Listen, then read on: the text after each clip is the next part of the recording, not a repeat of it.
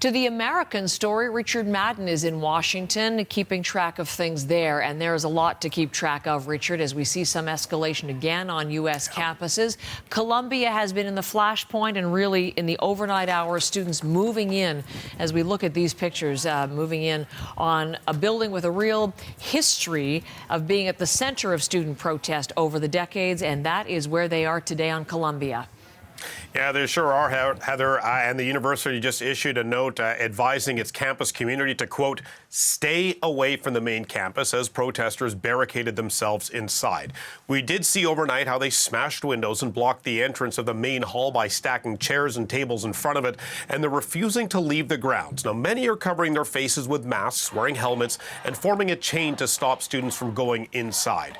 University officials had issued a warning yesterday telling those protesters to leave the area by 2 o'clock that afternoon or be disciplined. The university has since said some have already been suspended, but hundreds of protesters are still on campus and aren't leaving.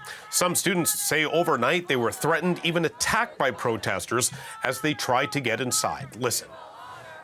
They've just been targeting students, whomever they can find, calling them Zionists. And if you hear them, they chant, we don't want no Zionists here. So to me, that's a genocidal call, and that's a threat. I haven't seen the NYPD anywhere. I know they're not usually allowed to come on campus, but if there's an active crime, which there was going on, they're supposed to come. But yeah, just complete lack of administration, complete lack of public safety in NYPD. Now, as you noted off the top, Heather, Columbia may be the epicenter of this movement, but protests have since spread to dozens of other college campuses across the country. Texas, Pennsylvania, Virginia, North Carolina, California, even George Washington University here in D.C. As a result, some commencement and graduation ceremonies have since been postponed or canceled as the growing unrest shows no signs of slowing down. What about university administrators, Richard? What are they saying about the situations this morning?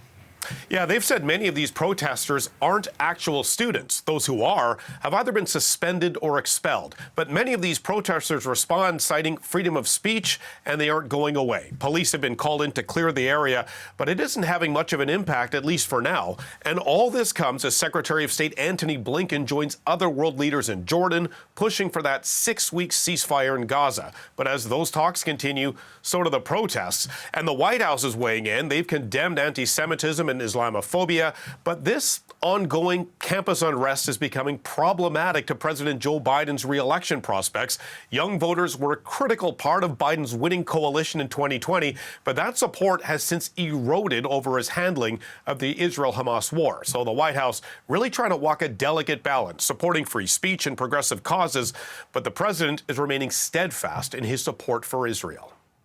Richard, thank you very much. You bet.